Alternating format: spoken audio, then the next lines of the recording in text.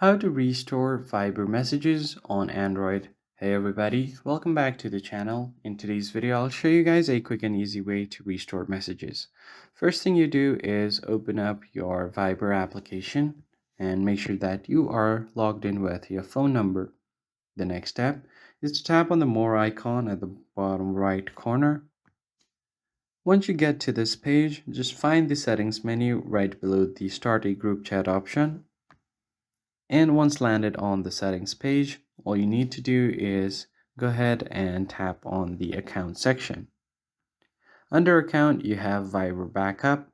So you need to make sure to have backed up your chats in order to recover it. So you could just choose the account. You could back your chats up on your Google account on Google Drive. So select the account for that and then click on backup now.